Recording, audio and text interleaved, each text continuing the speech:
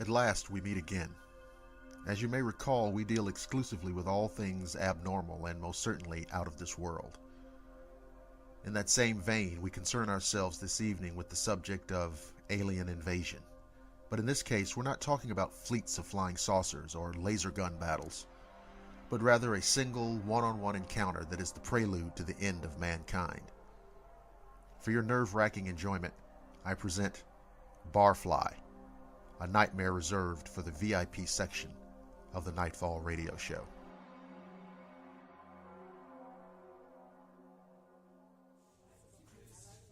Got a light bulb? Thanks. Hey, this is a nice place, eh? Great bar. How many TVs they got in here? What's the LSU Auburn score? 21-3 LSU? Damn. Take it easy. The waitress is coming over this way. With your head down on the table, she'll probably just think you had a few too many drinks. The good thing is, you didn't feel any pain. I'm not completely heartless, regardless of what they say. But you know how it is. A guy's got to eat, right? See, the thing is, we're not like you humans at all. We get our nourishment from pure, concentrated energy. Now, by energy I mean, well, the kind that makes your heart beat. Yeah, that's a good example. Oh, and also the electronic impulses of your central nervous system. Well, believe you me, they go down with the greatest flavor. See, on our planet, the elements that we require for sustenance were reduced to only trace elements a few hundred years ago. So we had to look outward. That is, if we were to survive. And we will survive. Earth is the 10th planet we've been to. There's about 100,000 or so of us here right now. We'll just move in slowly, no fuss, no hassle. We're not conquerors or anything like that. Just need you for food. Anyway, at some point we'll leave this planet. None the worse for wear, really. The planet might be better off without you on it. You know, you've got the dirtiest water and air of any planet in this part of the galaxy. Well, hey, I've got to go now. The night's still young and I'm still hungry. I'll get the check. No, you're welcome. Anyhow, by the time they come over and try to wake you, it'll be too late. In fact, you've probably already gone to where it is that good humans go when they die.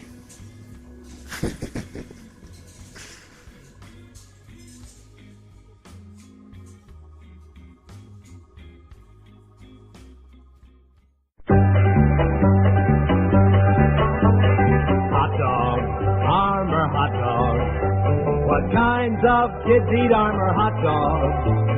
Fat kids, skinny kids, kids who climb on rocks. Soft kids, frizzy kids.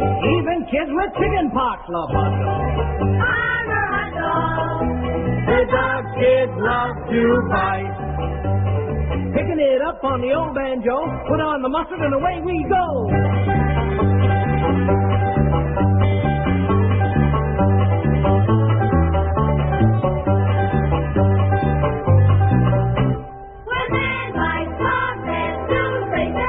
But when kids fight dogs, they yell, Hooray! For hot dogs! Armor hot dogs! The dogs Kids love to fight! Good evening. It's a pleasure to have you all join me once again. I hope that each of you somehow, someway are able to make yourselves comfortable. But I doubt if that's a real possibility, especially when you learn what's in store for you. Tonight, we visit the continent of Africa, birthplace of civilization and of mankind itself. It is a place steeped in legend, lore, and myth.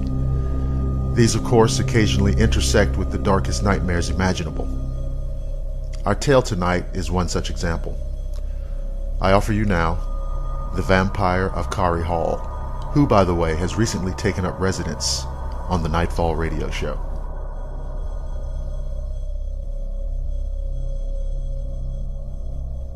Kari Hall in Shindam, Nigeria had been owned by a family named Sonsoro for well over 100 years. But at the end of the last century, they moved out to a larger estate in Zungeru and rented the house out to two brothers, Rano and Tarka Azari, and their sister Dia.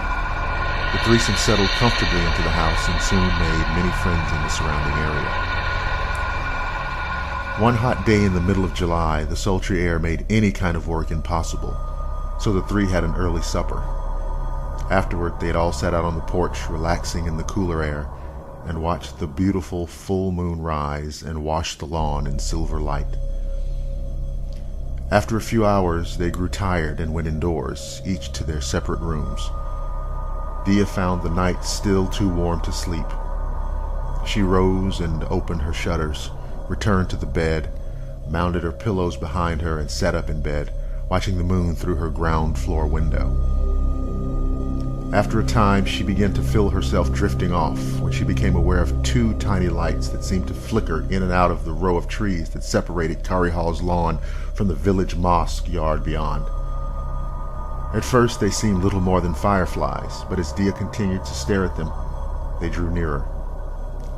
She saw to her surprise that they appeared to be enclosed in a dark mass of shadow, which had somehow broken away from the moon-cast shadows beneath the trees.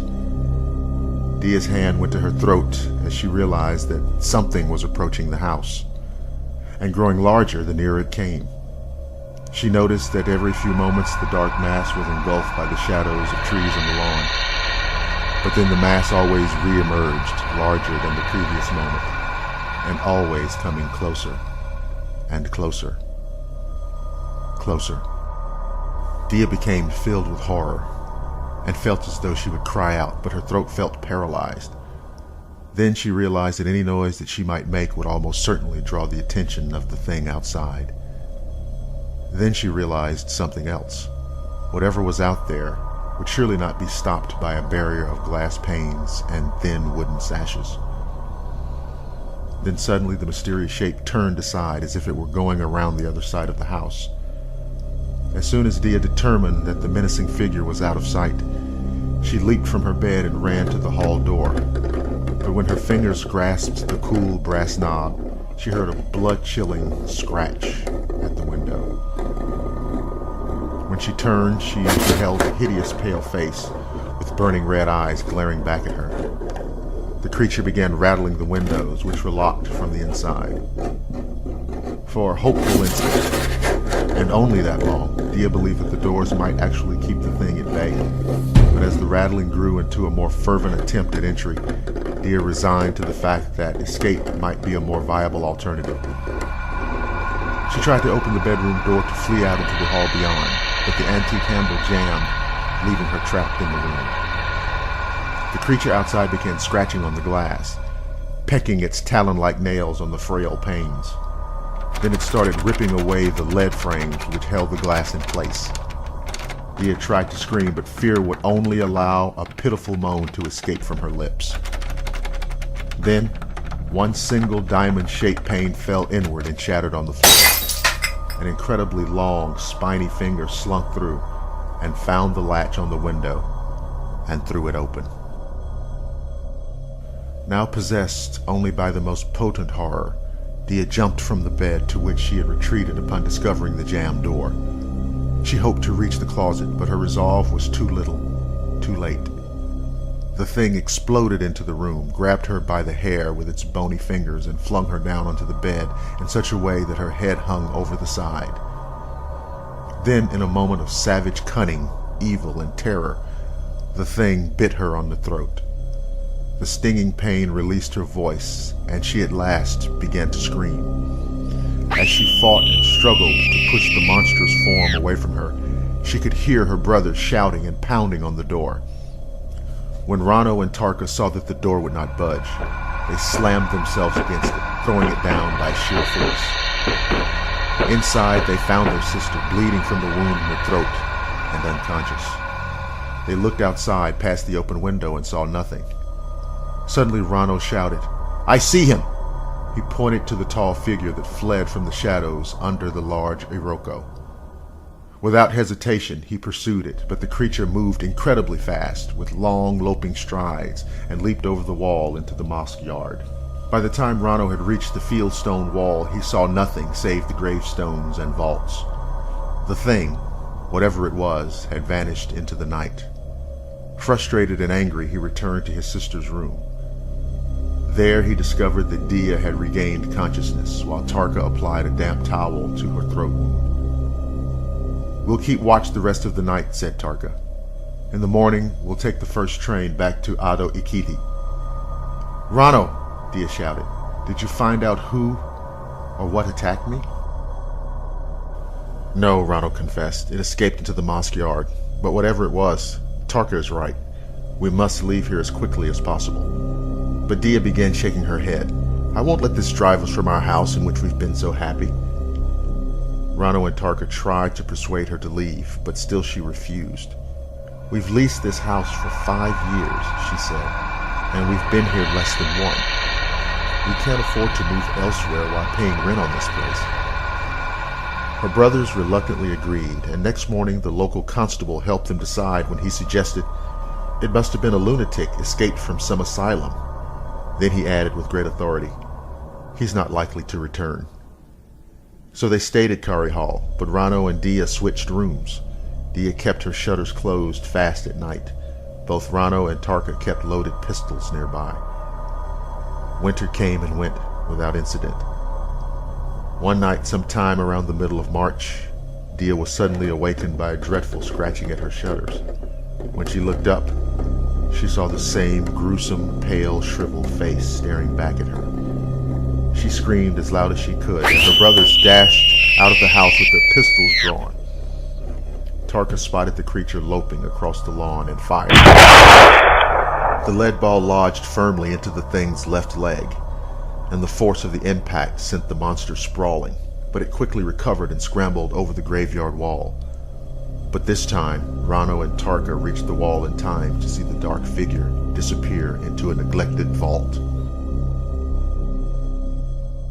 The next day, in the company of the constable and several other local authorities, the vault was opened. Inside, they discovered that all of the coffins had been smashed and their contents strewn across the floor. Only one coffin lay intact, though its lid was loose. At the constable's instruction, Rano and Tarka raised the coffin lid. Dia gasped, for lying inside was the pale and withered figure that had twice appeared and attacked her at the hall. Then further investigation revealed that the left leg of the body had been damaged by a pistol shot. Now it is a fact that no one uttered the dreaded word vampire, though all knew full well that such was among them, and by common agreement they did the only thing that could permanently banish the evil that haunted them. They burned the body to ashes. After that, there were no more disturbances at Kari Hall.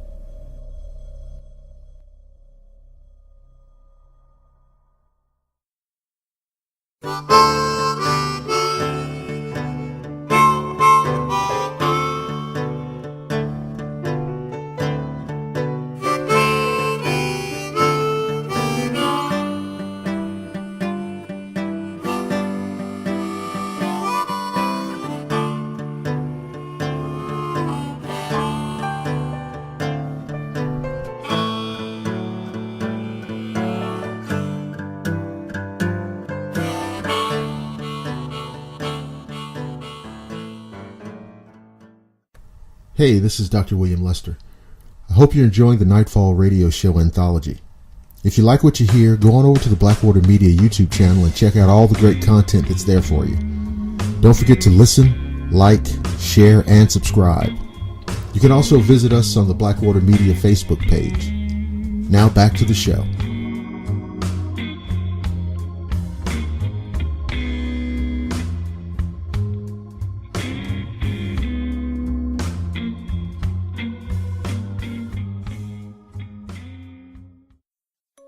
Greetings, ladies and gentlemen.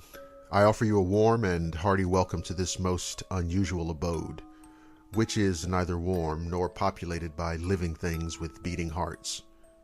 I'd like to offer up a little something for your consideration: a full moon, an isolated farmhouse, and the terror experienced by one man when he discovers that some of the old legends are in fact true. Incidentally, this is the Nightfall radio show, and our story is called By the Light of an Ozark Moon.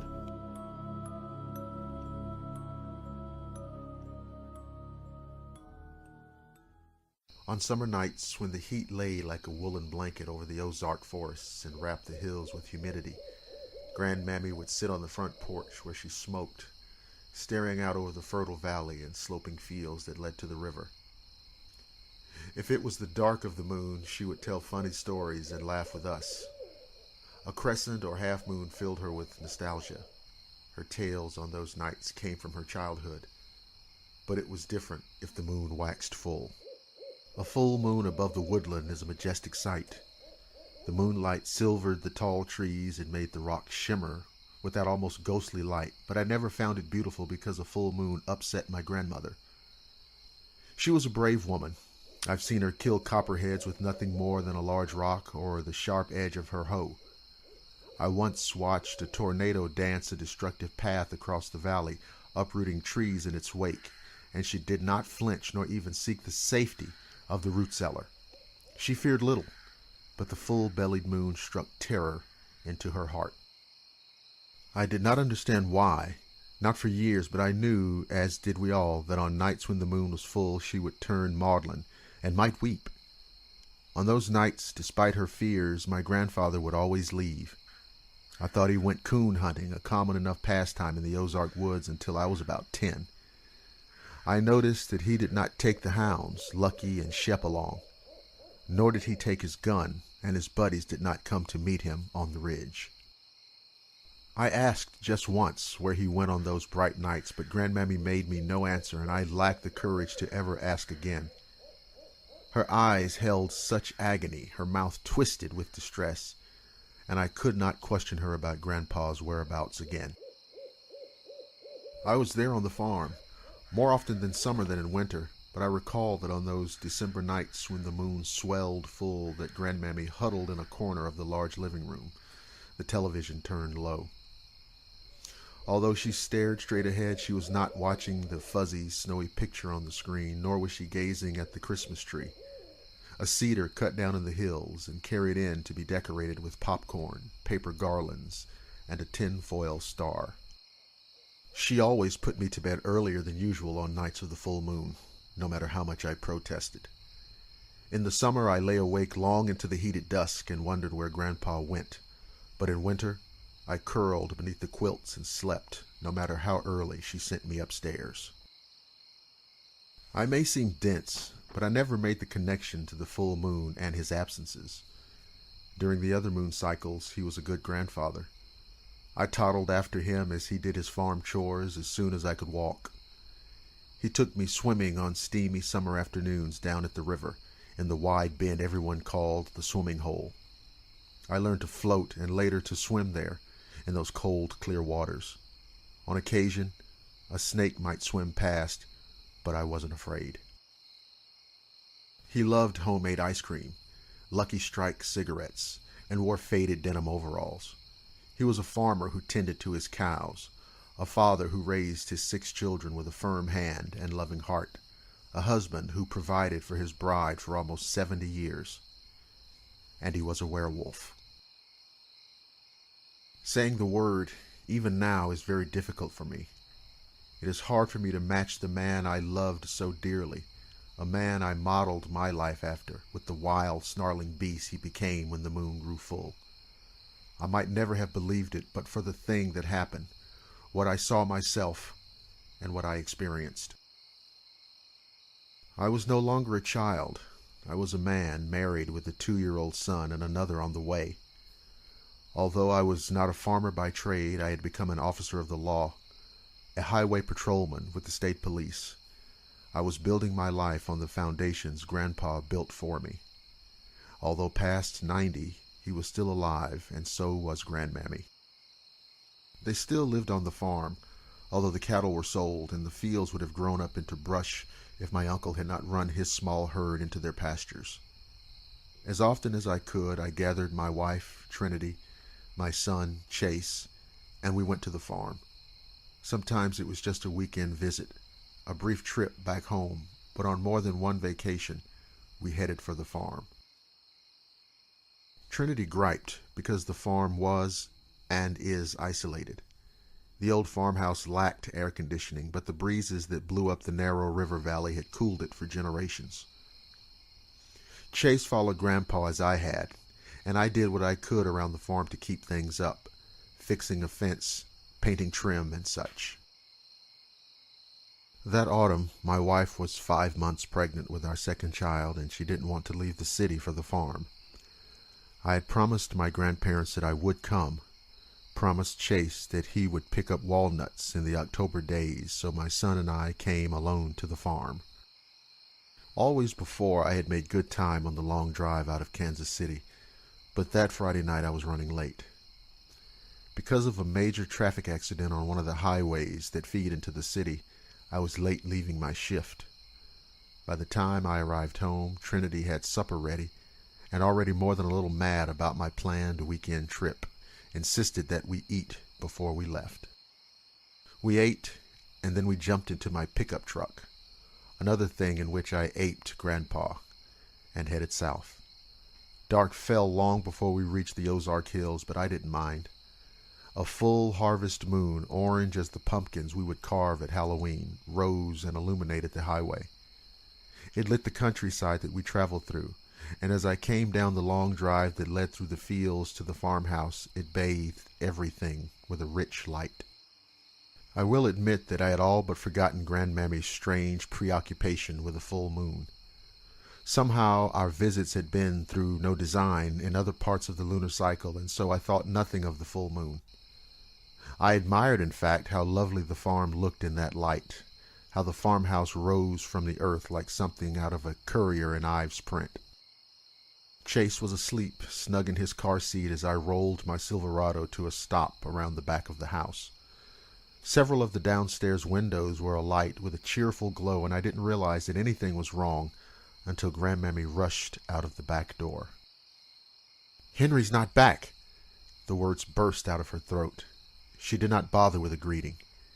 Past 90, she moved with slow steps most of the time, but that night she moved with the speed and grace of a much younger woman. "He went up into the woods 'fore dark, and he isn't back. You best get inside now." Worry crawled up the back of my neck. At 95, there were many things that could have happened to Grandpa, and none was very pleasant. As I mentally berated myself for not doing more to limit his activities around the farm, or urging them to move into the nearby town, I fumbled for the words. "Let me carry Chase in, and I'll go find him." I was not eager to go into the woods and search, but I saw no other alternative. Although I would be able to see with the moonlight in my service flashlight, I was worried about any lingering copperheads coiled on rocks to catch the fading warmth of the day. I was also, to be honest, afraid of what I might find. In my career, I've seen many dead bodies, most mangled in vehicle accidents, a few killed in cold-blooded murder. I'd faced death long ago, and while I didn't enjoy looking it in the eye, I really did not want to find my grandfather's body in the woods. I was about to suggest that we call for help from the local sheriff when Grandmammy spoke. "No!" That single word fell hard between us. "No, Greg, you won't. You'll come in this house and we'll lock the door. You can't go after him, not now, not after dark has fallen." Although I had believed her to be of sound mind despite her advanced age, I wondered if I had been wrong. As I unstrapped my son from the car seat and carried him into the house, I questioned her. "Don't you want me to go find him? He may be sick or hurt or—" "No." She shook her head back and forth with force. "He may well be, but you can't go after him, not until morning." "But he might be—" I didn't want to say the word. She had no such compunction. "Dead?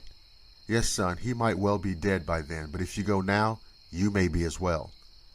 He's not dead just yet." I wondered how she could know, or think she knew, but then I stopped halfway through the back door as a strange sound rippled the still night air. The howl sounded angry. It sounded almost human, and yet something like a wolf. Perplexed, I looked at my grandmother.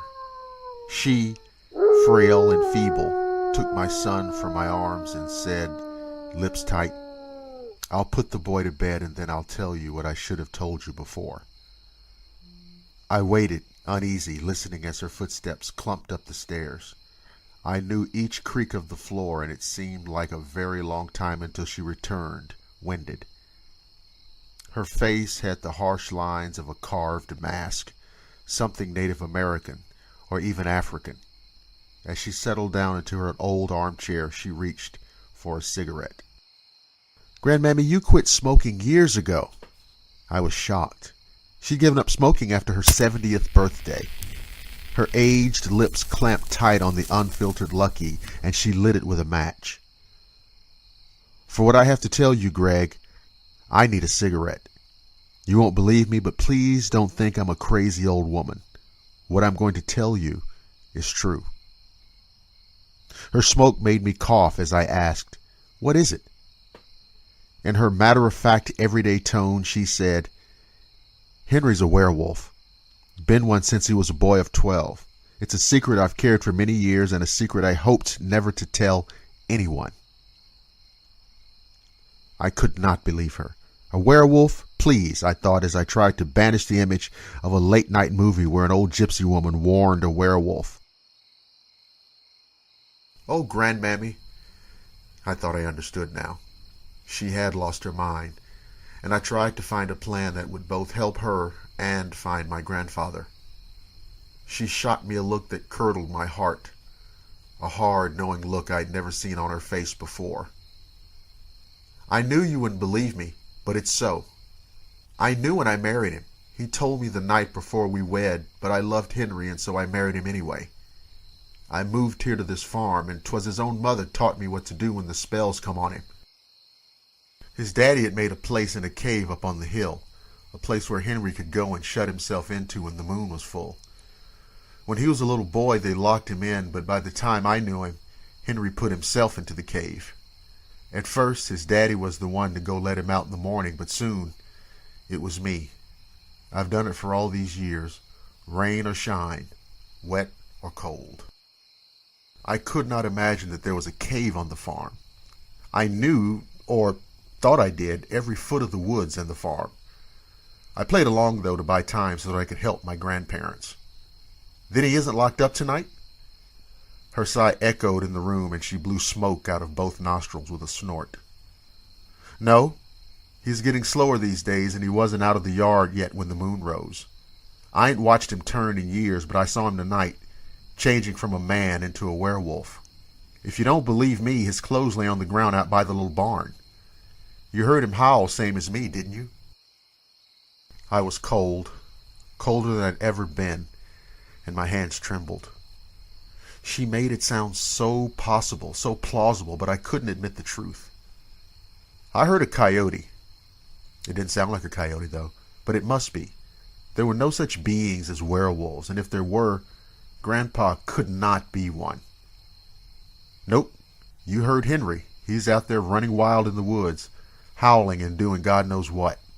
He may kill some stock, I hope no more than that, because he's a beast, a raging beast. No man can stop him tonight, not unless they have a silver bullet."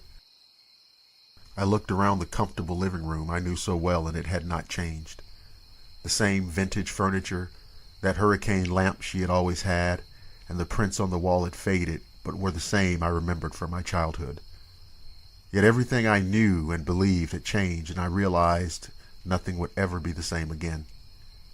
In that moment, I felt out of kilter, so out of sync with life that I wanted to scream, to howl myself like an animal, and in that moment, I began to believe that perhaps my grandfather could be a werewolf after all. If someone stops him, won't they kill him? I had to know. Yes, but he may have to be stopped. I've always known that. 2 tears, one on each side of her face, rolled down toward her chin, and I wanted to cry myself. "Grandmammy, I'm beginning to believe this crazy thing," I told her. "But I have to know how he became a werewolf." She lit a second Lucky Strike from the end of the one she had smoked down to the butt. I asked myself years back. When Henry was a little boy, he liked to prowl the woods, sometimes at night. He come home one night saying a wolf bit him. That was around 1920. His folks cleaned the wound, washed it out with whiskey, and thought he would be fine. Biggest worry they had was rabies, but when the moon come full again, he turned into a werewolf. I listened, feeling like I must be having a nightmare, that I would wake up back in the townhouse with Trinity beside me, but the smell of the tobacco smoke, the feel of the rump-sprung couch under me screamed reality. It was true then, a terrible truth, and I wondered just why Grandmammy had told me. Then I realized that she had been worried about chasing me, afraid in case Grandpa roared out of the dark to bite us or even kill us. Her fear was born out of love. You were worried he might attack us, I said, hating each word as I forced it up my dry throat. We're safe now inside the house with you. And Grandpa, he'll be all right in the morning, won't he? I should have known that there would be more. Something else even more terrible than the bare knowledge that my beloved grandfather was a werewolf. But I did not, and I wasn't prepared. No, he won't, Grandmammy said. Another undulating howl outside, close enough to make the window glass tremble and raise the hair on the back of my neck. He would have been if he'd got to the cave in time, but since he ain't, he'll smell our blood. He'll come for us, Greg, unless you stop him. My mind froze, blanked out, and I stared at her, unable to comprehend what she asked me to do. When I understood, I began to shake, to tremble, and to feel a rising nausea twist my stomach into knots. My grandmother, a strong woman, who had succored me and given much to my raising, was asking me to kill my grandfather. If I hadn't already been certain, the sight of the single silver bullet she pulled from her pocket would have convinced me. I rebelled against the idea that I could kill the grandfather that I had loved, shoot him through the heart with this absurd silver bullet, and told her, I can't kill Grandpa. I can't. You've killed before. Her tone was no nonsense and firm.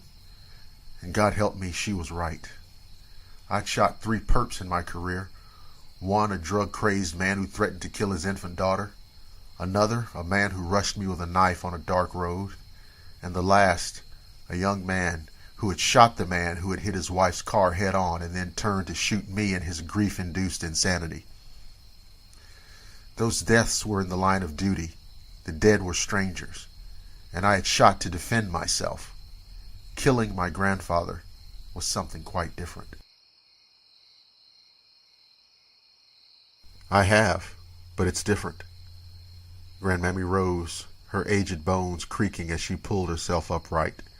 Her gnarled, worn fingers pushed the bullet into the palm of my hand and wrapped my reluctant fingers around it. No, it's not. He will kill me, kill you, and kill your son before he's done. The bloodlust is on him now, Greg, and he won't stop. He may be an old man in life, but he's powerful strong as a werewolf. Grandpa would want you to kill him before he hurt any of us. You know that, and if you don't, well, we talked about it some years ago. I can't. Even as I spoke, I realized that I could, that killing him would be as much an act of love as defense. I thought of my small son upstairs, his tender body that would crunch beneath the werewolf's fangs, and I steeled myself to do what must be done. Better to end Grandpa's long torture as a werewolf now than wait until one of us lay dead. Better to kill him before he might make my son another werewolf. My revolver is in the car, I said, my words choking up through repressed tears. I'll get it. Grandmammy nodded. Best load it right off in case you need it. 1,000 stars sparkled overhead, paled by the strong light of the full moon. I reached into the truck and grasped my weapon, chambered the silver bullet, and turned at the sound of something large running. I cannot call that thing Grandpa, came out of the woods. A tall, strong beast, at least 7 feet tall. Thick, coarse, dark brown hair covered the body. The mouth snarled at me, growling, and I saw the teeth, terrible fangs stained with rich red blood. As it jumped at me, lunged toward me, I aimed my weapon and fired 1 shot. I did not miss. I'm a noted sharpshooter, and the shot found its mark. At the moment of impact, the creature screamed, a horrible, anguished sound that made my blood run cold. Tears slicked my cheeks, and I realized that I cried out too.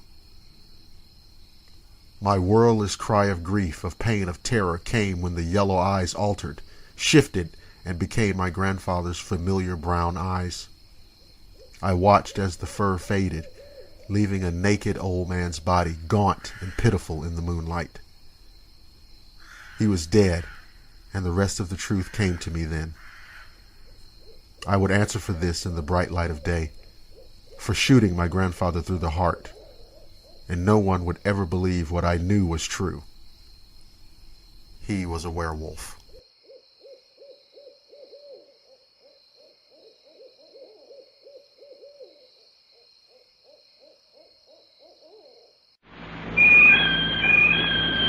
Yo-ho, yo-ho, brushless or lather, boys, whichever you've the notion.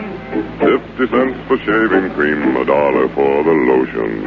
Old Spice means quality, said the captain to the bosun. So look for the package with the ship that sails the ocean.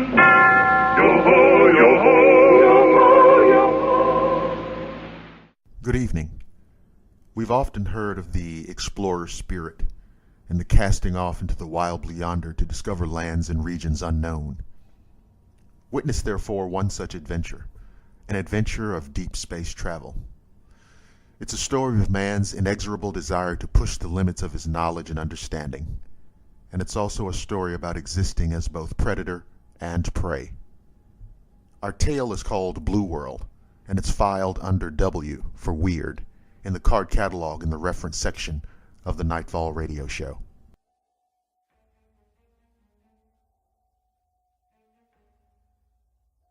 Advanced Scouting Mission, Planet Kel Prime. Blue. He couldn't believe the sand was actually blue. Commander Kyle Chaney brought his surface pod down and did a level 2 systems check. Then he did an external environmental scan. Oxygen, nitrogen content within normal parameters. After deactivating the pulse thrusters, he disengaged the restraining cable and put on his grav belt, taser rifle, and .66 caliber service revolver. He hit the hatch release, and when it slid open, a rush of welcome fresh air came pouring in. His caramel-hued face could not help but display a look of relief, albeit somewhat controlled. Blue. He saw not only that the sand was blue, but every parallel aspect of nature on Earth that was brown or black was blue on this planet. Soil, wood, stones, all fantastic shades of blue. Commander Chaney stepped back into the surface pod and activated the comm panel. Commander Chaney calling pod team. Pod team leader, go ahead, Commander. It was Jack Zephyrin, his second in command, his right arm on board the Starship Aurora, and his best friend.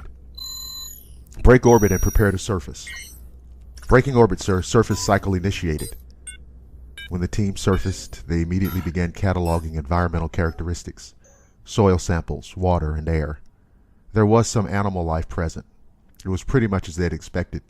Birds, fish, and mammals ranging in sizes from that of a common field mouse to that of a horse. Different species than on Earth, of course, but comparable. Typical to this part of the galaxy. It was Zephyrin who found the tracks. They had been left where the ground was soft, headed towards a marsh area of the region.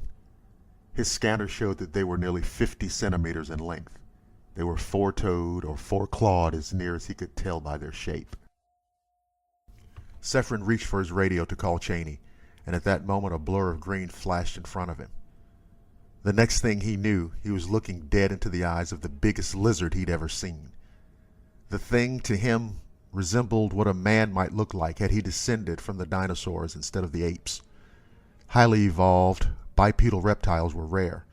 In fact, the zoological data tapes only registered 3 similar species in the entire galaxy. The creature picked up Zephyrin by the collar of his outjacket and pulled him close to its mouth, which was filled with rows of dagger-like teeth. At that moment, Zephyrin used both feet and kicked the creature directly in its abdomen. the creature dropped Sephron, all 6'4", 220 pounds of him, to the ground and doubled over. Sephron pulled his pistol and fired twice, hitting the creature in the chest and thigh. The thing buckled and collapsed to the ground. He went over to it and saw that its chest was still rising and falling in the act of respiration. He saw that its blood was a deep shade of yellow, almost gold, and it streamed only lightly where the charges had struck home. From his field medikit, he applied a Vitazine spray to stabilize the creature's nervous system. Though he had shot the thing in self-defense and would have done so again in a similar situation, his regard for sentient life had remained intact. He radioed Commander Cheney and alerted him to the situation. Cheney immediately communicated to the rest of the surface team to be especially careful, that there was a bipedal reptilian predator native to this planet, not filed on the encyclodiscs. Party to keep disruptor power packs fully charged. Move only in pairs. Reconnaissance retrieval was not due for another 13 hours. Commander Cheney ordered laser flares away.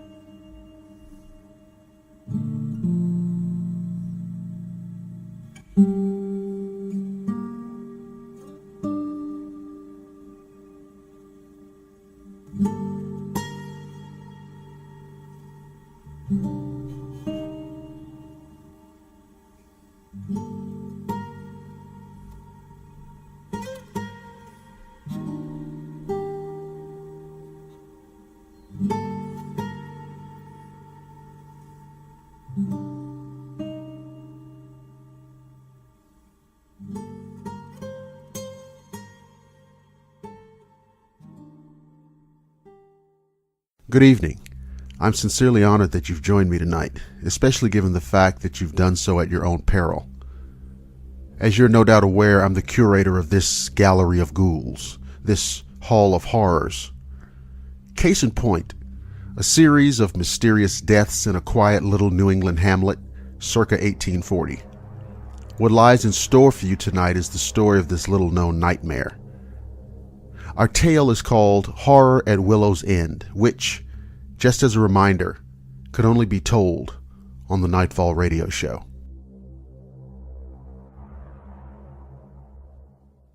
How shall I begin my tale? For if great care is not taken in its telling, you'll no doubt think me a madman, though such a notion, when viewed through the kaleidoscope of the events which have thusly transpired, has at times been worthy of some consideration. My name is Washington, John Washington, having been named by my parents for the first 2 American presidents. Both of my parents, now long dead, had been slaves who escaped here to Maine from South Carolina some years before I was born. Initially, I knew nothing of slavery, its cruelty and brutality, save that which I had read in the newspaper accounts written by the correspondents who made regular visits to the port cities of Savannah and Charleston. I did know of the Freedmen's Bureau, composed of both free Negroes and good-hearted white men, who work here in Maine and in other free states lobbying the Congress to outlaw the slave trade altogether. In any event, I had come to take employment at Whitaker's Free Press, for I had been known among my circle of acquaintances as a wordsmith of sorts, and was therefore given naturally to such a vocation. My education had been a formal one, having been schooled at the Miriam Academy for Negro Boys, and then North Point Lowell, where I received diplomas in both areas of language and philosophy. The rapport established between myself and the owners of the press, Mr. T.R. Dunhill, was of genuine warmth and congeniality. He respected my abilities and potential. Similarly, I admired his obvious prosperity and accomplishment, as well as his fervent sensibilities regarding social consciousness and responsibility.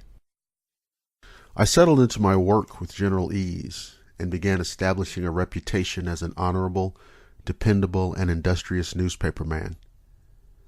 I took up residence in the city proper, a second-floor arrangement, 820 Hunter Street, with spare bed and an extra room into which I designed a study. It was a modest room, no more than 25 paces between the four walls, but the oaken bookcases, the red bricked fireplace, and marvelous iron-latched windows summoned in my mind images of long, quiet autumn evenings with a friendly pipe, brandy, a warm fire, and volumes of Cervantes, Aesop, Shakespeare, or Homer. It was in that study, in which I have long since come to find great comfort and security, that I read the courier message that was to change my life. When the knock came at my door, it wasn't terribly late, perhaps just after 9, but it did seem an odd hour for visitors. It was a young man with a uniform and cap reading Eastern Atlantic Courier in small white stitched letters. I took the message, attended to the boy's gratuity, and closed the door, bidding the youthful messenger a good night. Returning to the study, I sat in the chair by the fire, opened the letter, and began reading. 30th August 1840. Dear John, forgive the intrusion into the privacy of your home and leisure. I did, however, regard your diligence and long-standing commitment to your vocation and your honor, and was thus obliged to inform you concerning the following. I have received word from acquaintances living upstate about a series of mysterious deaths, the details of which are unspoken. Yet some element of the bizarre is implied throughout the correspondence. It is a small farming and dairy village called Willow's End. Truth be told, I knew nothing of that part of the state, and indeed the village itself is absent from our office maps. If it is agreeable, proceed to Willow's End post-haste with the intent of uncovering the mystery. And as your journey will be some hours, I have secured horse and hansom, reserved to depart at first light tomorrow. Once there, contact a Mr. Philip Wellington, village constable. As the village does not possess a telegraph office, I will await the conclusion of your investigation in its entirety. Regards and success, T.R. Dunhill, editor, Whitaker's Free Press. Upon reading the note, I must confess some degree of exhilaration, as if I were about to embark upon some unknowable yet grand escapade through which some discovery of merit could be attributed to me. And yet I was also set uneasy, for rumors of murder and of dark omens held for me a natural foreboding of dread. And yet curiosity compelled me to consider the contents of what was before me. I felt a chill overcome me, and it was as if the knowledge of what was to come had settled down upon me like the frigid pall of death. But I knew not what was to come. I felt as though I were walking through the original garden, with the serpent slithering, unseen, underfoot, harboring some secret parcel of terror to which I would succumb. And still, the allure, the dramatic pull of a foray into the unknown was such that I hastened out of the study, down the hall to withdraw clothing from the wardrobe in preparation for the long journey to a place of which I had never heard, and from which I might never return. As I journeyed through the countryside, I took careful account of the marvelous landscape which surrounded me. All around there were elms, aspens, and maples in their late summer attire, and also shrubbery, fruit, and flowering plants of every kind, fuchsia, plum, sassafras, pawpaws, and mignonette. A small brook ran briskly just off the road to the left of me. I could see the morning sun's reflection playing and glistening against large stones which lay prominently in the shallow creek bed. The water rushed and ran white against them, causing an eye-pleasing gem-like sparkle. In total, I embraced all of the wonders of nature, that their splendor might somehow, or in some unorthodox capacity, add to my constitution in preparation for some unseen destiny. Of Willow's End, I knew nothing, save that I, like Mr. Dunhill, had been unable to locate it on my map, and the other relevant facts of the matter which had been explained to me in the letter. But I did know that a small, isolated, and virtually unknown farming village would be a breeding ground for superstition and all manner of talk about wild goings-on, of spirits, hobgoblins, and haints. Given that just such a place had already been the scene of a number of strange unexplained deaths, whispers of supernatural influences, sorcerers, werewolves, and such had no doubt already taken a stronger than usual foothold and were on the increase exponentially. Nevertheless, I arrived there shortly before dusk, and I remember that in the miles preceding my destination, that the landscape had undergone a certain alteration, definite albeit subtle. The colors of the hedges and grass seemed less poignant. The sweetness of the summer blooms, which had formerly cascaded all around me, had been substituted with the unsettling hint of decaying wood, as if all the forest had fallen into some morbid vortex of dilapidation. Now, all of these things, mind you, were less obvious in that place and time than they may appear to you in my retelling of their happening. It was all in all a graduated effect, and unhindered my growing weariness of the journey. The coach stopped in front of a small wood-frame building with a sign suspended by a pair of short chains which read, "Constabulary, P. Wellington attending." The coachman assisted me to the door of the office with the larger of my 2 suitcases. As I pushed open the door, I was greeted by a large man whom I immediately took to be Constable Wellington. I saw in his expression an initial display of surprise at my being a Negro. This dissipated rapidly, indicating that he was perhaps a fair man, being a close and long-time associate of Mr. Dunhill. We shook hands and introduced ourselves, and he invited me to sit down. He offered me a drink, which I accepted gladly in hopes that it would diffuse my travel fatigue. He poured what I took to be brandy from an unlabeled bottle into a small glass. After he handed me the drink and poured himself one, he sat in a large cushioned chair behind his desk. He went on to describe to me with some reservation, I felt, that so far there had been 4 deaths. He told me that all of the bodies had been horribly mangled, as if they had been clawed and ripped, and then chewed or gnawed upon by some wild, indescribable beast. He said that basically each of the 4 bodies had been so thoroughly mauled that positive identification had only been possible through recognition by family members of the deceased's tattered clothing. And he told me more. Though their bodies were discovered in different locations, each was in some proximity to the Hampton Woods, which indeed lay directly on the northern outskirts of the village.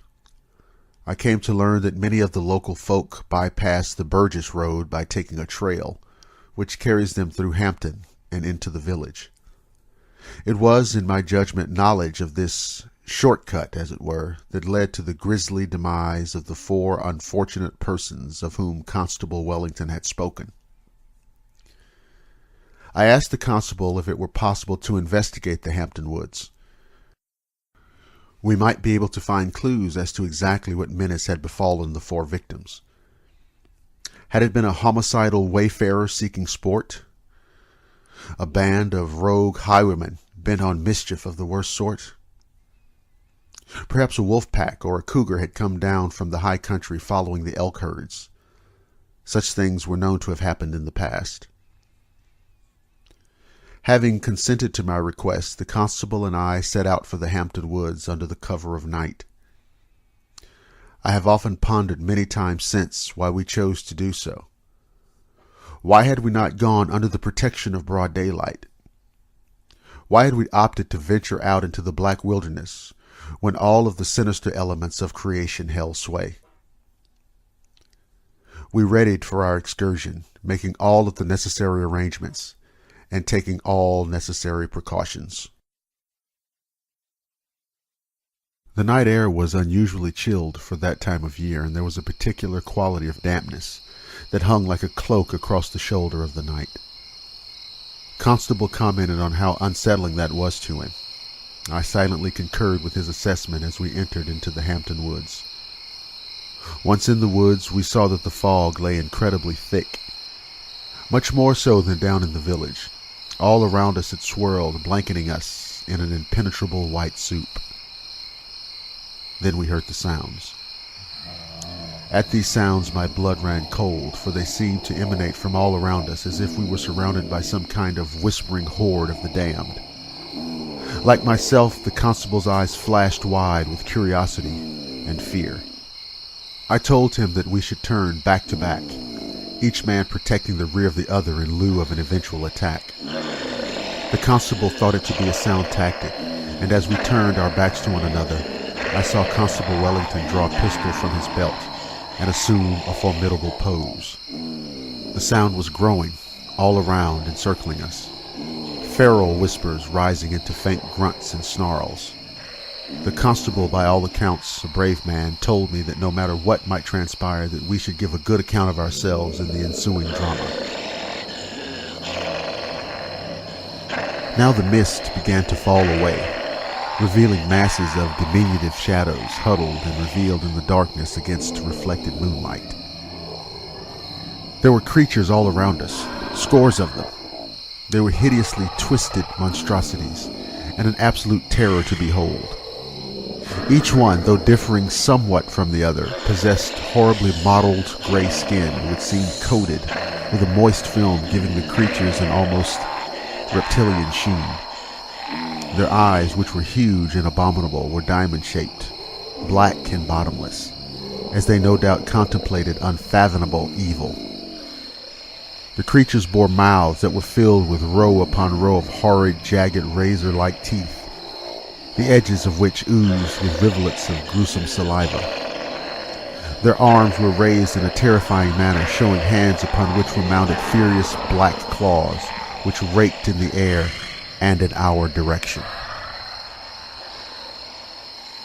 The snarls which the beast hurled at us grew into growls, and then nightmarish wails. The attack was upon us. The constable fired into the bestial horde, which approached him furiously. Strangely, the bolt of the blast caused the things to recoil momentarily from their attack. Their brief retreat was also no doubt due in part to the reaction of having one among them hurled some yards back, and now lying dead on the ground, with a ball lodged in its gullet. Now the demeanor of the creatures took on a sense of wariness, as if they now knew that this enterprise involved an element of danger for them. Emboldened, I reached inside my cloak to the belt beneath my vest, which revealed a pistol which I had brought along unbeknownst to the constable, as our situation was untenable. He looked agreeable upon its appearance, and then I too fired into the now frenzied swarm, striking my chosen target. Constable Wellington began his onslaught, falling the grotesque ogres as they charged him. But alas, the sheer number of them was far more than our ammunition could hope to contain. As the attack continued, it became a contest of strength, of brute force, that of man versus monster. As they came on, we hurled large stones at them. Fallen branches were swung, bashing skulls, teeth, and ribs. And we used our bare hands, struggling against wicked claws and razor-sharp teeth. The world became a nightmarish whirl of evil and darkness. My mind and body were awash with the bestial contest now thrust upon me. My muscles ached with every motion. My bones rattled like so many tossed dice from the savage blows, scratches, gashes, and bites that I had taken thus far. But I held fast to the ground under my boots, for surely surrender meant certain death. And then, from somewhere in the surrounding darkness, a shot rang out, and in the midst of the great struggle one of the creatures fell. Then another shot, and another, and another. The beasts had suddenly become the hunted. Some of the men from the village, determined that the horror should end that night, had come to our rescue, ending the long nightmare of Willow's End. That is my tale, an all too terrifying and harrowing account all those years ago. To this very day I cannot ascertain from where the creatures had originated. Some said that they were demonic entities, agents of the underworld, which had come to plague mankind. There were some, mostly Indians from nearby tribes, who were said to have claimed for generations that these were creatures that had roamed the isolated dark regions of the country for centuries in a sort of dormancy, and rising only occasionally and with dark intent. Such things had also been spoken of by runaway slaves. There were many among my people to whom the old traditions of Africa had been passed, and those traditions had not faded. There had been a man named Gerard, I think. Yes, that was it. His name was Johann Gerard, and he was known in those days to be a learned man, a scholar, a man of reason, science, and philosophy. I remember having spoken to him in the company of Constable Wellington, no less. He told me that for a number of years he had practiced the science of astronomy and had become most familiar with what lay in the heavens. I remember this event specifically because he told me that he had his own theory about where the dreadful beasts had come from. He said that one night in November, as he recalled, he had been gazing at the stars through his telescope, identifying the various constellations and planets that were in the power of his lenses to view. He said that something up there had caught his eye, something unusual that he had never seen before. He thought at first that it had been a comet or a meteor, but he watched the object hurtle earthward, burning green, then blue, and then yellowish orange. He tracked the object and watched as it crashed to earth in a plume of dust and smoke. When I asked about the location of the crash, I was plummeted into a state of horror at his response. The thing, he said, crashed in the Hampton Woods. The implication that these horrid monsters had hailed from the outer reaches of the cosmos filled me with dread. What other unspeakable nightmares might await us? We are but small creatures and must thusly tread with the greatest of care with all things. And so at long last I returned home to familiar surroundings, to Mr. Whitaker's office, where I hope this story will be published, and of course to my beloved 820 Hunter Street, oaken bookcases, warm pipe, brandy, and red bricked fireplace.